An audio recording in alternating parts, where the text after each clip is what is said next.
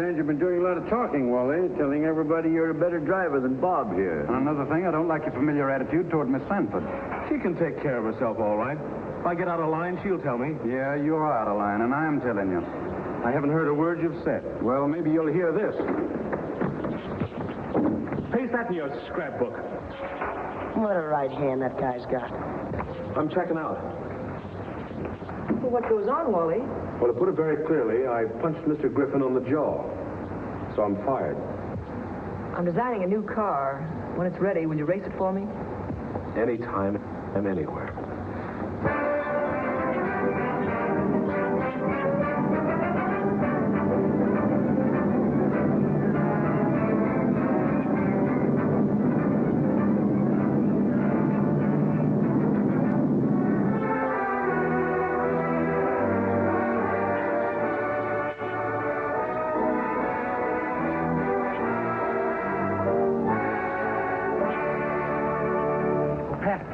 I'm going to drive in the main event against your car. Wally! Well, that's good news. Don't you try to crowd me, Griffin. You try any of your funny stuff and I'll run you off the track. It'll be your last race.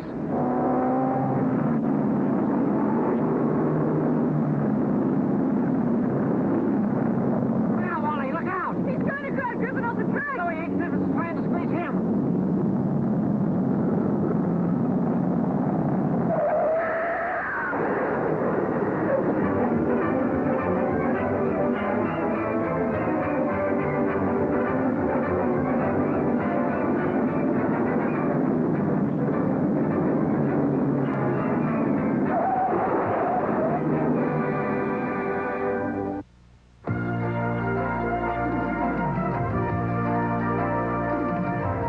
ESPN, the world leader in motorsports coverage, presents Speed World.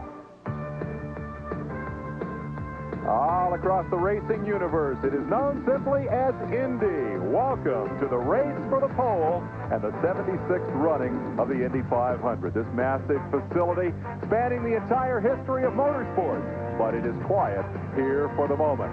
Hello, everyone. I'm Dave Despain with ESPN racing analyst Derek Daly, and quiet indeed. 15 minutes ago, the rain began to fall for the first time this week. But let's talk, first of all, about the big stories of the month. Derek, the theme has been speed. It was established when the cars ran 2:33, the Buicks, before practice ever began here. I guess the first question is, will the pole record fall tomorrow?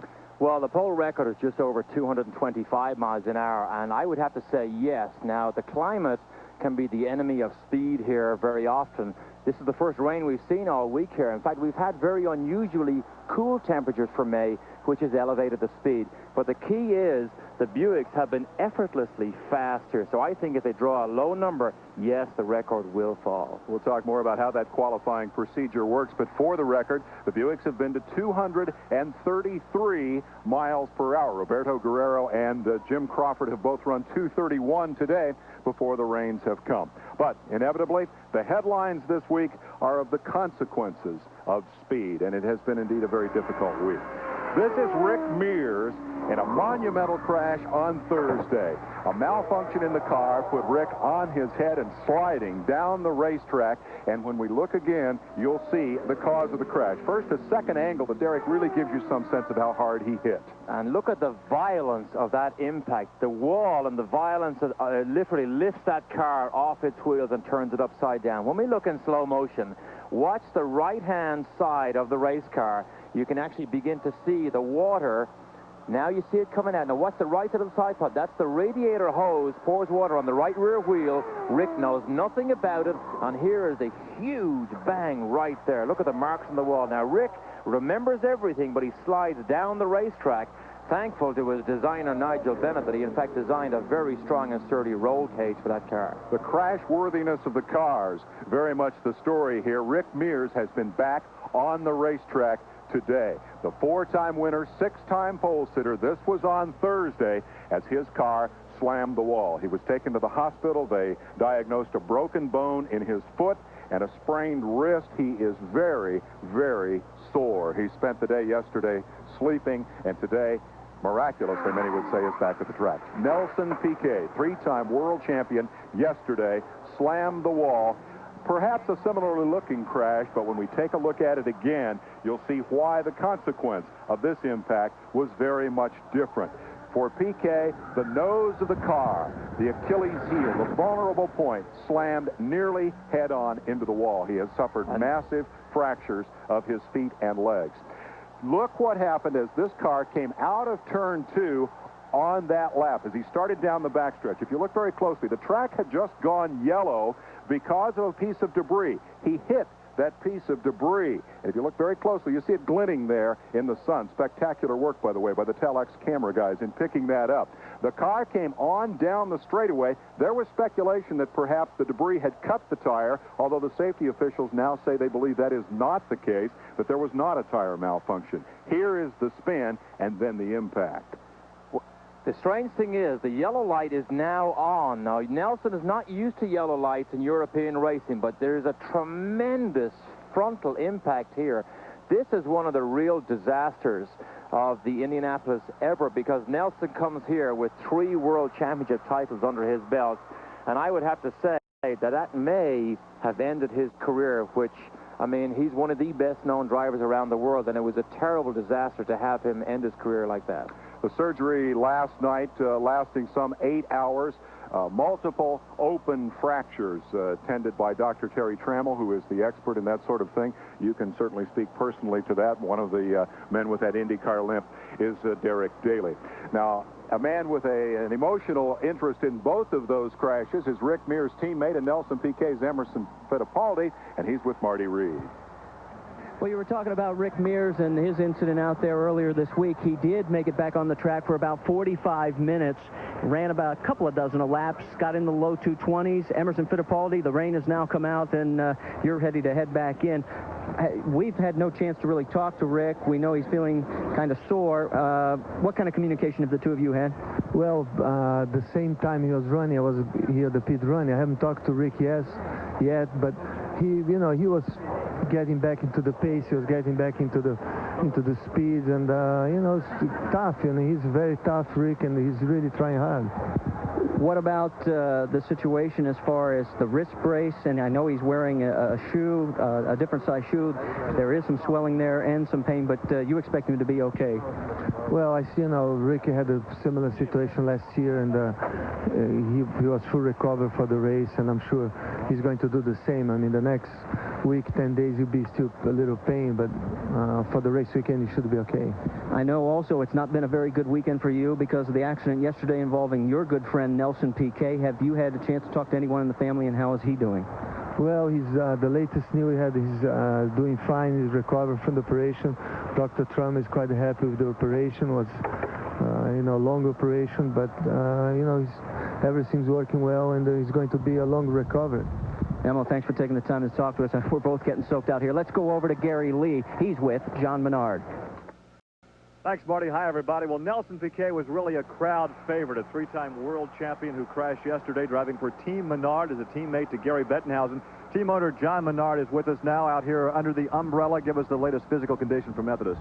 Well, we talked with the family earlier today, and Nelson was alert and awake and was joking with some of the family members, so we're optimistic about his condition.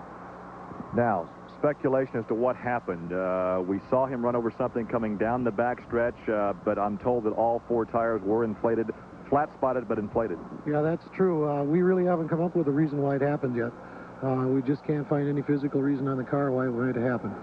And immediately when you had an opening in another car, you put 4-time champion Al Unser in it, but Al has yet to be on the track this afternoon. Yeah, this rain is really unfortunate for us because we were planning on getting Al out and getting some time in and trying to qualify the car tomorrow, and I feel really bad about this rain. But again, that was another 1992 Buick-powered, and Gary Bettenhausen, your other team driver, had it up to, what, about 224 earlier this week? Yeah, so the car is ready to go. It's just a matter of getting Al in it and getting a little bit of track time, and we'll be ready to go. It's a good car. It's hardly been run at all, so we're real optimistic, but we need some dry weather. We thank you for standing by out here in the rain. And keep in mind, guys, the last time Big Al came in as a sub-driver was 1987. It was his 4th victory. John Menard's team very much a part of the story here at Indianapolis. Rain falling for the moment. The picture coming to you live from the Speedway.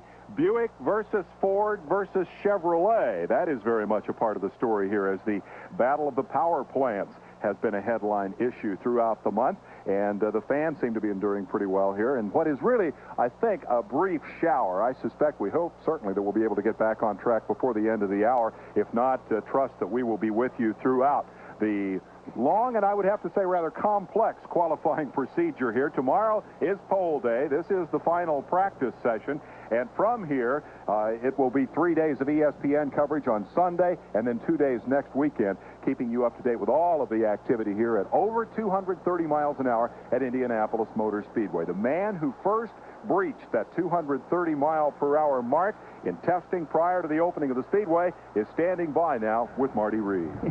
You're right. He laid down the gauntlet early in practice. In fact, back in April, Roberto Guerrero managed to do 230. Everybody at the time said, oh, no, can it hold up? Hold up. You guys have been knocking it down every day, you and Crawford and the Andretti's, and you got to be on cloud 9 right now. It really is the best equipment, the best team that I've ever been with. You know, the Buick engine is obviously working very, very well. The Lola chassis is working very well. We have a first-class sponsor in Quaker State. Everything is, I mean, I couldn't really ask for anything else. You ran 231, so did Jim today. The breeze was like 20 miles an hour at times. Felt like the dust was going to be clogging everybody's eyes, and you still were out there cruising. Yeah, it wasn't really good conditions. I mean, I just went out and ran, and I liked the way the setup was, and I think we'll be able to adjust to whichever way the weather conditions go. So I said, I didn't really enjoy running in that wind. The problem was it was gusty, so you wouldn't know what you were going to have from one lap to the next, so we just parked it for now. You're going to go back out if it does dry out, I know. What are you going to be looking for? Well, I mean, now with this rain, we haven't had any rain at all the whole week, so it definitely will change the track again a little bit, so we just have to go and chase it again. I've got to ask you this. The pole taken of the drivers, your teammate, either he's super confident or you got to go talk to him. He was #1 saying it's going to take 2:33 to win the pole. Do you want to have a conversation with him after this? I think it would be very possible, but it's going to be totally dependent on the weather. You know, if the weather was cool and no wind, I think it would be very possible for sure. We just have to wait and see what the weather is. Well, guys, I got to tell you one thing. There is a definite possibility of seeing a Kenny Bernstein all-green front row with Roberto Guerrero and Jim Crawford sitting side by side. And could be a battle to see which one's on the pole. Any predictions? I predict it will be me, no question about it. Easy answer. Can't help noting that a year ago, Roberto Guerrero qualified in the 10th row at 214 miles an hour. His fortune. In fact, how times and how fortunes do change for drivers, because it's not so long ago Roberto Guerrero almost lost his life in a very severe testing crash here at Indy, and he has struggled a long time to rebuild his career. And with the Alfa Romeo deal that he had for 2 years, he was very bitter when he left there, and he thought his career was about to flounder again until he got the magic phone call from Kenny Bernstein, who gave him the equipment to make him look like a star again. That's what happens with drivers. Perhaps the most likable guy in the IndyCar racing business. It's good to see him running that fast. Well, it's going to be an interesting couple of more weeks here, and we'll be covering it all for you on ESPN, kicking off today with the run for the pole. The time trial action. A lot of folks here today for the final round of practice, and this is typical of Indianapolis in the month of May. The local folks do turn out. When the engines fire up at the Speedway, the fans just pour through the gate because they are so fascinated with all this activity out here. Tomorrow they expect 250,000 people here to watch one car at a time go around the racetrack. Such is the magical lure of IndyCar racing. There is a magical lure, and, you know, particularly for Europeans like myself, when we come here, we don't have racetracks in Europe with the tradition or character that they have here. And what's even more amazing is the people on the gate and the people in the grandstands, they've been at that same positions for 20 years or more quite often. Such is the depth of tradition here.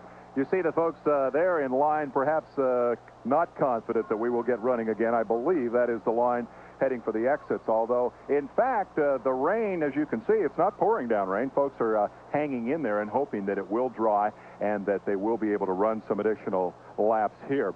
And I think probably no one is more hopeful that the weather will break than the Penske team. They have had a terrible month of May. Rick Mears' crash was just one of the lowlights. Here is Paul Tracy, the rookie driver for the Penske team, who slammed the wall on Monday, and this was a rather bizarre mishap. He had left pit road, albeit the far end of the pits, came down, got into the grass, went across turn one, and hit the wall, and unofficially the telemetry on the car said he hit it at 150 miles an hour, which means he got going pretty good in the length of pit road. There was talk, speculation that it was a rookie mistake. The team said that something broke on the car. But is that not, Derek Daly, a rather standard answer in an episode like that? Well, I'm not so sure that's a standard answer for somebody like Roger Penske. I wouldn't say they would admit to ever their car breaking, but I know for a fact 3 weeks earlier, Paul Tracy did have a mechanical failure at Nazareth and had a big crash after doing 500 laps of testing there. So they have had a couple of mechanical failures recently. Yeah, and it's worth noting that that was a 92 car, one of the cars that was specially designed to take the new smaller Chevy B engine, as was the car they was testing. So they had 4 cars built. 2 of them have been severely damaged. The Nazareth car, we understand, is being repaired and will be back here, perhaps because Tracy has crashed the second car. I want to go down and find out more about the mood, perhaps, in the Penske bivouac from Marty Reed. Marty? It's interesting because normally things run like clockwork in Team Penske, and it's not that they aren't trying. They are spending loads of time working on all the problems that they've been faced with. But Roger's been a little short. I mean, there have been times when he's flat out said, fellas, I don't have time to talk. I'm not talking. We got things to do. See you later. And they came out here earlier. As soon as Guerrero posted that 2:30 back in April, they came out here and started practicing, and that was the earliest that they had ever brought their cars to this racetrack. And a lot of the other teams are saying it's the aerodynamics, that the side pods are too big on that car. That's the reason they can't get up to speed. Here's a thought for everybody to think about. Can you imagine Team Penske? Right now, they would not be in the first 2 rows, and possibly, if things stay the same, one day this week, they weren't even in the top 3 rows of fastest times. Well, as a matter of fact, as we look down the list, Rick Mears is the Rick Mears' car, his primary car, is the 36th fastest car to have run here. He's done a lap at 2:26, and of course that was prior to the crash. So it has been a very, very difficult month thus far for the Penske team. And I think they knew they were in trouble. They never come here on opening day on Saturday. They were out in force, ran a lot of laps Saturday and Sunday. There was actually a couple of newspaper articles earlier this week that they said they think Rick Mears is sandbagging. Absolutely no way. I don't believe the days of sandbagging. I think they are well gone. They talked about Sneva in the past, sandbagging. There is no way Rick Mears was. They are out here running every day. They are just simply not fast enough. Now, remember, they design and build their own cars in England, so that is a bitter pill for someone like Roger Penske to have to swallow, because every time we look down the top 10 sheet at 6 o'clock or at 6:15, Rick Mears of the Penske cars only fitted in about 8th or 9th position at best.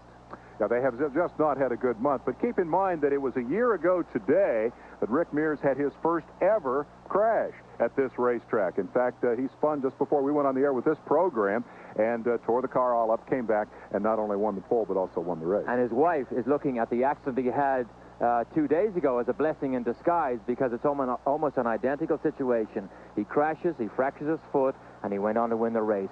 The third part hasn't fallen in place yet. She hopes it will. Fair to say, I think that his crash this year was a whole lot harder than the one last year. It is, I think, nothing short of miraculous that Rick Mears is back. And indeed, we will be back with more from Indianapolis Motor Speedway in a moment.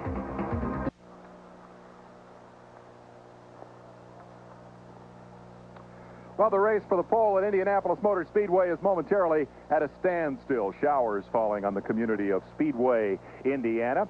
It was a remarkable year through rookie orientation in the sense that 11 rookie drivers came here and nobody put a wheel wrong through the entire rookie orientation program. Now, however, 3 of the rookies have crashed. This place can bite the youngsters. It really can. The rookie orientation program is a great thing to have, but the interesting thing this year is Paul Tracy was benched for running too fast. Fabrizio Barbaza was the first driver to actually make contact with the wall here. Everybody ran clean all day Saturday. This happened at 2:30 on Sunday afternoon and was the first mishap. Here's an oddball for you. Buddy Lazier under yellow tapped the brakes to slow down. He said the brake bias was a little off. The car spun 360 degrees in the length of a football field and almost hit Hiro Matsushita. Look at Hiro now. What's the shock? Right there, Hiro gets passed by somebody going backwards and says, this racing in America is definitely unusual, but how easily he could have damaged severely both cars in a very simple incident like that. Kenji Momota, another Japanese driver. Similarity here to the impact for PK, I think, is interesting. The car spun much earlier in the corner. As a result, it got clear around and hit a sideward blow. That was on Wednesday afternoon. He spent the night in the hospital. He is okay. But again, I think the key issue is how the car hit. Scott Brayton blew an engine. You'll see telltale smoke right there. The car begins to slow. The engine ultimately locks. He tried to save it. It spun, and because it was spinning slower than PK's car, the nose didn't get all the way around. It hit with the right front, and as a result, Scott Brayton is back, in fact, in that car, whereas PK is in the hospital. Gary Lee is with Scott Brayton. An interesting story this month. And Scott, you get all the spotlight, but let's tip the hat to the crew to get that car back out here on the racetrack. They did an excellent job, and it was just a really fortunate way that the car ended up hitting. It didn't hurt any of the bulkheads in the tubs, and the guys were able to get all the parts and fix the facial side of it that was injured. And now we had it out.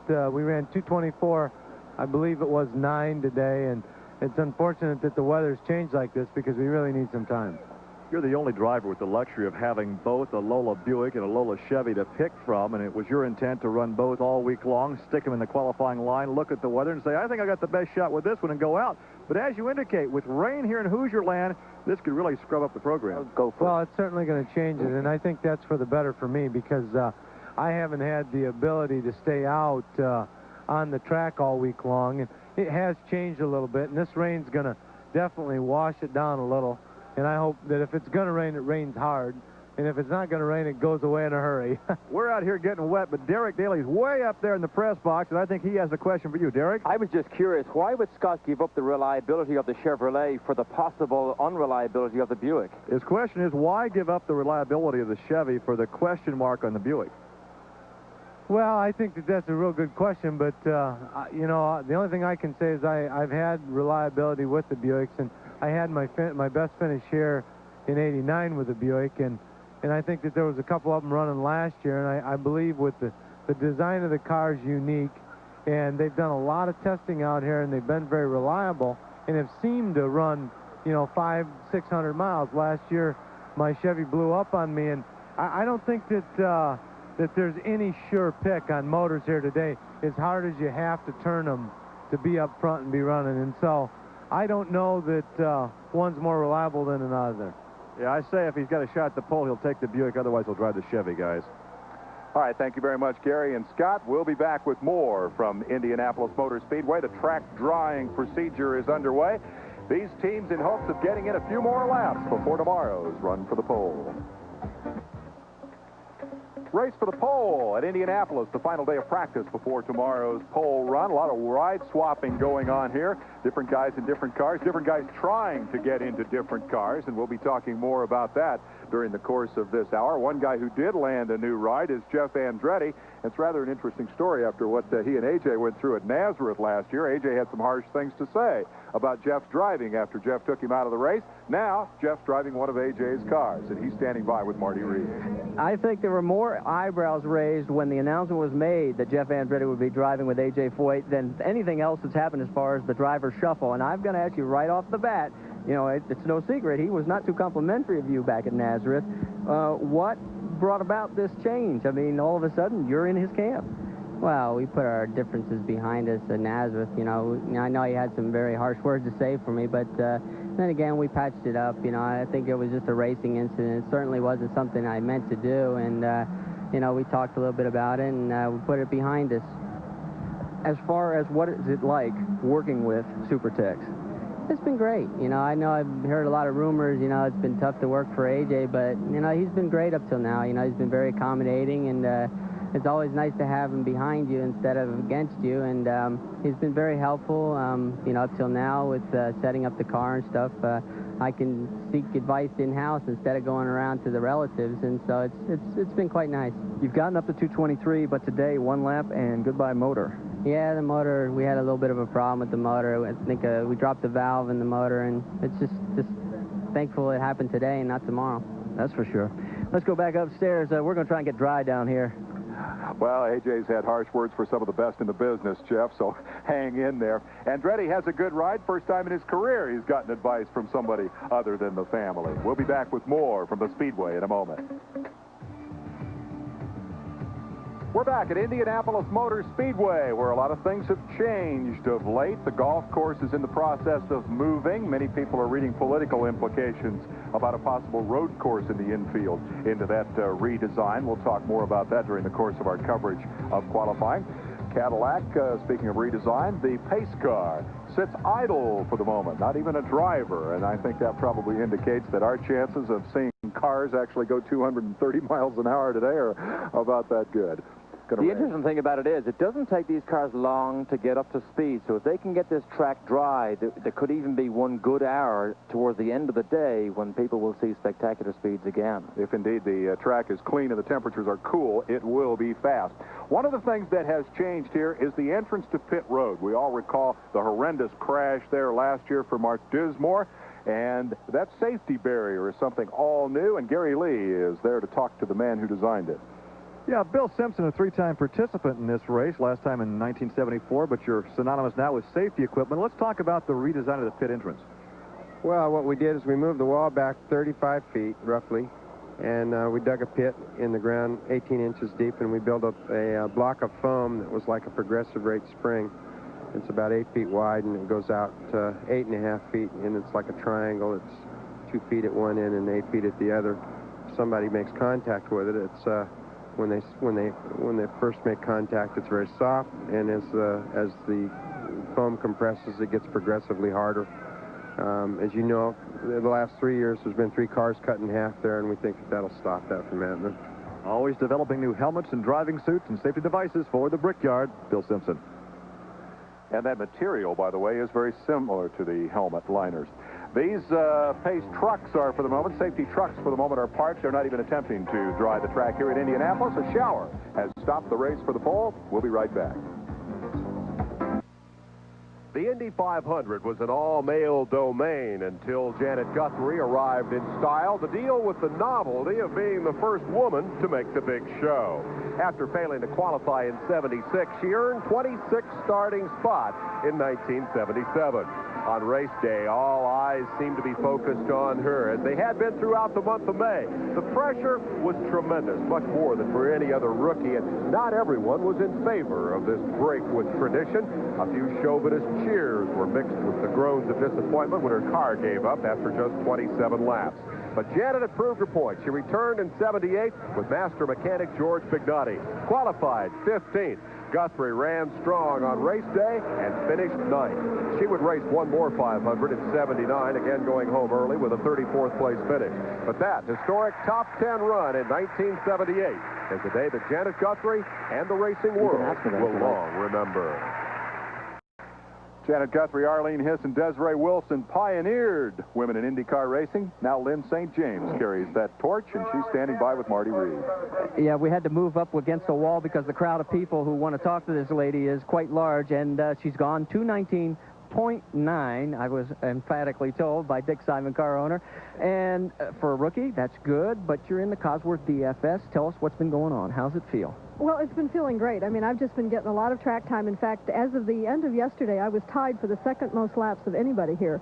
Al Jr. and I are tied at 270, and I think Danny has 283. So as of the end of the day before, I was leading the board at a number of laps. So I'm getting a lot of seat time and getting a real good feel for the car. I'm real happy in the car, and we're just trying to eke out those miles per hour so that we can get a real solid position in the field. Has it been everything you wanted? Everything and more. I mean, it couldn't have been any better. I could have never visualized it or dreamed it to be as good as it is. And so, and every day, except for the rain and the weather, it gets better. except for maybe an XB. Dick, give me your evaluation of her.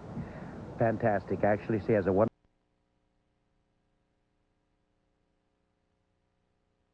Like from the seat of the pants feeling, and she'll come in and say the front end feels like it's doing this or that, or the back end's doing this. It makes it easy for the team to adjust the car that way, and that's why she was able to get its speeds faster than that car qualified here last year. Both Hero and Scotty qualified at speeds of 218 last year with their 91s, and Lynn's doing 219.95, 6 laps in a row, and one of those laps was a 219.9. We're putting a qualifying engine in tonight, and when that goes in, she should pick up, we feel, at least 1 to 2 miles an hour. I've got to ask you about all the reports about maybe a 5th car for Raul Boisel. Well, we can put that to bed, I'm afraid. Sometimes programs get almost to the inking of the paper, and it just doesn't happen, and that's where we're at this point, and I don't think it's going to happen. So 4 cars for Dick Simon, one of them, Lynn St. James. Guys? Good to see Lynn running so well. The check not arriving is kind of an old story here this week. Well, it really is. But Lynn St. James, I find her a remarkable lady, really. She is so composed about the job she's doing here. She realizes how big this place is, treats it with the utmost respect.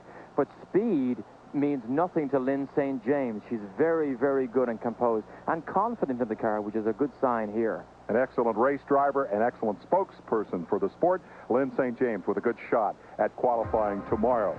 The games continue in the infield. The action on the track halted because of rain. We'll be back with more from Indy after this.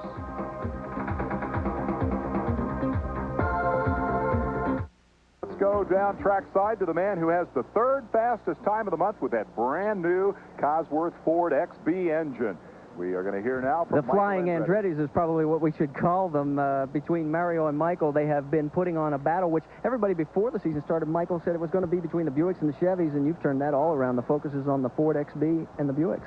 Well, we were hoping for that. We knew the Buicks were going to be strong for sure with the winter testing, and, you know, we never really got a chance to run here at Indy and set any time, so... you know, nobody really knew what could come out of it, but we all felt that we had a good combination. I think the Ford's been very good, and also taking advantage of the size of it with the Lola chassis. I think the chassis seems to be very good aerodynamically, so I think it's a combination of things that are helping make us competitive. The problems you've had in the first 3 races of the year have not been engine-related. Have you got those figured out? Oh, we hope so. You know, it's just teething problems, really. And the biggest problem was we got our cars late, and we didn't get a chance to test them and break them the way we usually do. And now we're basically testing on a race weekend. But now that we have this month here to catch up, you know, hopefully we'll get all the bugs out of it. Catch up, guys. They're about ready to pass everybody but the 2 Buicks in Bernstein's camp. That's a pretty good program, I would say. I think that is one of the most remarkable stories of this month thus far, is how quickly that Ford has come to speed. They are very, very fast. One of the biggest stories of 1991 at Indianapolis was the incredible crash sustained by rookie Mark Dismore. He slammed the turn 4 wall, bounced off, hit the inside wall, and then the car literally tore itself in half against the end of pit road. The injuries were massive. They involved fractures similar to those suffered by Nelson Piquet, dislocation of both knees, a broken wrist, and a broken neck. Mark Dismore, in 1992, has returned to Indianapolis Motor Speedway and once again climbed in a race car. He's with Gary Lee. We saw that terrifying crash last year. You're still walking with a limp. Physically, you're coming around. But mentally, what was it like? You went out during the rookie orientation program. What was it like for you mentally to drive through turn 4? Oh, probably the first 2 or 3 laps through there, just going slow, warming everything up. I mean, obviously, I remembered, you know, what took place there and everything. But after that, I mean, once you start trying to pick up speed and try to do your job, you don't really think about that at all. I mean, if you do, you're going to be back in the same situation. I mean, you just focus in on what it is that you have to do and try to get the car working, so you put it out of your mind. You live in Greenfield, about 18 miles east of Indianapolis. You told me as a youngster you'd hang on the fence, and as you were racing go-karts, dream of driving here. But last year, that dream became a nightmare. At what point did you realize you'd be back here this May? Really not until about probably 3 weeks ago. Thanks to the help of Comet Kart Sales, I was able to raise enough money to do a shoestring deal here. I mean, we've got 1 car and 2 motors, and you know, we're here on a shoestring, and we're struggling right now, but not really with speed. as far as straight line speed, we're struggling getting the setup in the chassis. But how comfortable right now is the race car, especially when you come through turn 4 down there? Well, right now the car's not comfortable at all. We're having a balance problem where it seems like we've either got a lot of exit push or we have a nervous car on entry. So we're just trying to figure out what the problem is. We've went through the shocks, and now we're just working with different springs and rake and tilt and things like that in the car, trying to find out what's going to make it happy. Well, of course, we're working with Derek Daly, and he's come back from some serious leg injuries as well. Derek, you had a comment? Well, the interesting thing I hear from Mark is that the car is not comfortable. The worst thing a driver coming back from an accident like this could possibly have is an uncomfortable car. So obviously this afternoon may be a washout. That only leaves practice tomorrow if you intend to qualify tomorrow. Well, at this point, Gary, I'll tell you, we're so far behind the 8-ball that I don't really see us even making an attempt this weekend unless something miraculous happens and we get turned around with this thing, because I think it's going to take 2:20 to even get in the show this year. And right now, I mean, the best time we've done is like a 13:8, so we're, you know, light years away from where we need to be. Every guy who's ever raced a go-kart's pulling for you. Have a good ride. Well, I appreciate it, and thanks a lot. Money plays a role. There's been a lot of question marks regarding a 3-time champion Johnny Rutherford. Derek Walker now is standing by, perhaps with some answers. Here's Marty. Thanks, Gary. Derek Walker, got to ask you right up. Everybody's been wondering what's the latest with Johnny Rutherford. We're hearing he's in, then we're hearing he's not in. What's the latest? Well, we've got the car finished. We're ready to go, but our sponsors, or what was supposed to be our sponsors, EduCredits, haven't come over with the credits yet, so we're waiting on the cash. Was noon that's supposedly the deadline today? Well, we asked them to at least give us an indication as to what they were going to do. Noon has come and gone, and we haven't really had any word from them, so we're really puzzled as to what the situation is, to tell you the truth. A guy that you brought here last year, of course, Willie T. Ribbs, without a ride. McDonald's came in late last year, and we talked momentarily about it. Why is there no sponsor out there, you know, jumping on his bandwagon? He put on a heck of a show last year for you, the team, and the crowd.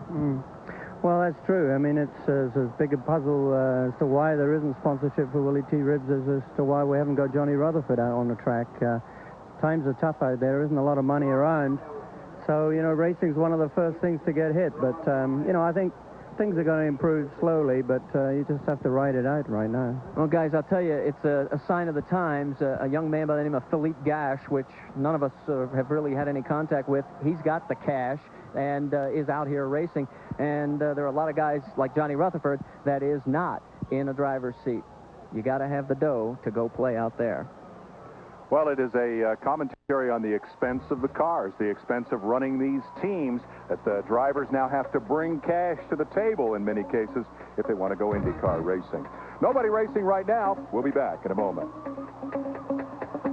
Goodyear looking for his third start at Indy. Let's compare the Judd last year to the Chevy this year. You had to work on the Judd more last year, didn't you? Well, 1990 was the first year for me, so I maybe didn't notice the difference. But last year, I noticed we spent a lot more time in the pits getting the Judd to completely run 4 or 5 laps. We never got a chance to work on car setup. But with the Chevrolet this year, I noticed I come up behind traffic, and instead of pulling out like I did with the Judd and hitting a wall, now I can actually pull out and go past somebody. So I think the race should be a little easier for us this year. He has a big smile, which indicates he's eager to qualify and then go racing. Qualifying is tomorrow, the run for the pole, irrespective of what happens here for the rest of the day. If this afternoon is completely washed out, and these fans obviously don't believe that that is the case, they will simply have to make their best shot at a setup for tomorrow.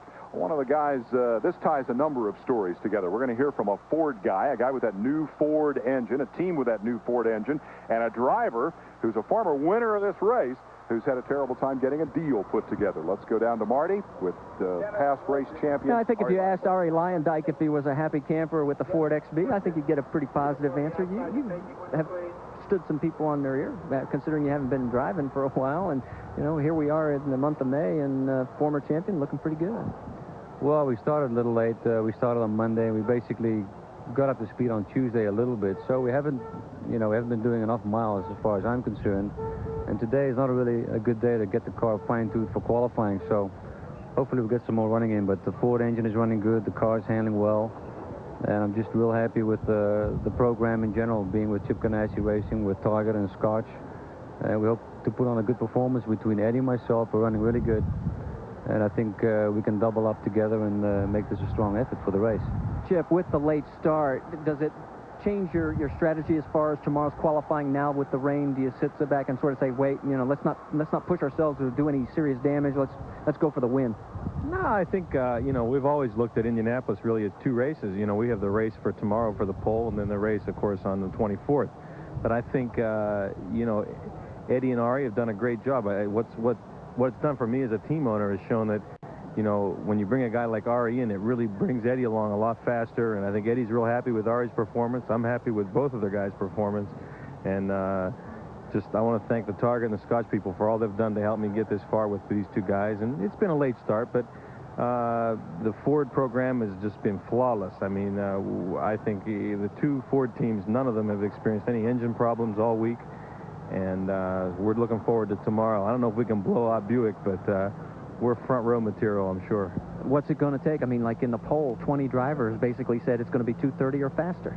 I think it's going to take 2:30 to be on the front row. So I think for the pole, we could be looking at 32 or high 31s. So we ran 2:30, and it wasn't really ultra comfortable. So we're trying to get that dialed in and be more comfortable. Well, we'll find out tomorrow here at the Speedway. 2:30 for the front row, not just for the pole, but third fastest may need a 2:30, according to Ari Luyendyk. He said, several people have commented, they're not getting in much running time. It's the first time the track's been shut down. They've been running since last Saturday. How can you not get enough practice time? It's been perfect weather, and we hear Ari say, we only started Sunday. Gee, this is Friday, you know. You think he got enough running. Remember, they treat this qualifying almost like a race, so they work purely on a qualifying setup. Therefore, you have to run a light fuel load. Light fuel load, they only do 2 miles to the gallon, so you use up that fuel very quickly in short 5. Enormous amount of time, and in fact, Nelson Piquet said he does more running in one day in Formula One than he does in a whole week here at Indianapolis. So it is a long, drawn-out, slow process, and you'll be staggered how little you get done in a day. Well, St. James got her seat time in. She commented on the number of laps that she's run. Are you as surprised as I am at the speed with which that Ford has come to speed? The great thing about the Ford is when you walk out on pit lane, you listen to it, and it sounds like deep horsepower. And Michael said, you know, they haven't had any problems, and Ari said they haven't had any problems, but they have not finished a 500-mile race yet. That is a very difficult thing, and it's unusual for a new engine to finish and win in its first 500-mile race. So we'll find out tomorrow whether it's fast enough for the pole. The run for the pole will be tomorrow on ABC. We'll wrap it up tomorrow evening here on ESPN, and we'll be back with more from the Speedway right after this. Means you stop at Indianapolis. That's one of the knocks on this place by the Formula One guys who have to race in the rain. But I think that whatever happened during this hour, we have to be poised for a record-shattering day tomorrow. And the weather forecast is reasonably good for tomorrow, and people ask, what will the pole time be? I'm pretty sure, heard Dick Simon say earlier on, a fresh engine will make a couple of miles an hour difference to Lynn St. James. I believe the fresh Buick engines, I think they will turn them a little bit tighter, have a little bit more horsepower, because they don't need to last long. And I'd say Buick has a couple of miles an hour in hand, so maybe you will see a 232, 233 if they can get an early morning draw when it's still, you know, below 60 or a low 60-degree temperature. This evening, about 6:15 or 6:30, the drivers who are qualified or who have been on the track and practiced and are therefore qualified to make a qualification attempt will draw for their qualifying order. And the number that they draw could be very critical. Remember, last year it got hot, and as a result, if you didn't go out real early, it got hot, and then it rained at the end of the day. So if you didn't go early, you didn't go at all. Let's ask Gary Lee about his prediction for tomorrow. Gary, A, who do you think it'll be, and B, how fast? Well, this is a political year. I'll give you a political answer. It's the luck of the draw. Somebody goes out early with a Buick or a Ford Cosworth will get the pole. How do you like that? I like that just fine. You're the one I don't who has like to live that. with Make it. a commitment, Gary. Come on, Tim Crawford. stand on it. Okay. Tim Crawford on a cool day about 2:31. You know how much money that would be worth to him? That would be worth about a $150,000 bonus to whoever wins the pole tomorrow. Good point. We talk about it being two separate races. A $150,000 day is not bad to just win the pole. Marty Reed, what do you think? Well, I'm not going to be a pole sitter or a fence sitter like Gary Lee. The thing that strikes me is when you look back to Wednesday's practice, you could have run a speed at would have put you on the pole last year and wouldn't even been in the top 15 on that particular day. 2:32 is realistic, and Jim Crawford has got his name written all over it. Well, it sounds like perhaps a consensus from down on that side of the racetrack. What do you agree with that? What do you think? We can't say a Bernstein car because there's two. I'll go with Guerrero just to be a little bit different. I think Roberto has that touch and feel to extract the maximum from the car. I think he has the bravery, and I think he has the confidence at the right time to just stretch it that little bit more. I'll go with Roberto. Well, I don't know whether to break this up or not. I think maybe I won't make a prediction at this point. I want to ask you about reliability, because the pole is a 10-lap affair. They run 4 laps to sit on the pole. The big question about the Buick is 500 miles. Whatever happens tomorrow, you think they'll finish the race? Okay, you have to look at this. Gary Bettenhausen put almost 600 miles in his Buick engine here. Roberto Guerrero ran above 230 miles an hour with an engine which had more than 500 miles on it. So far, they've been reliable. I can't be a pole spoil sport. I think Michael Andretti is going to shock everyone tomorrow and win the pole for the Indianapolis 500. We will wrap up our coverage tomorrow evening. Bob Jenkins will have a complete summary at 12:30. We will come back on Sunday at 2 o'clock in the afternoon, again at 6 o'clock at night, with live coverage of the second day of qualifying. Dave Despain for Derek Daly, Marty Reed, and Gary Lee. We'll see you tomorrow from Indy.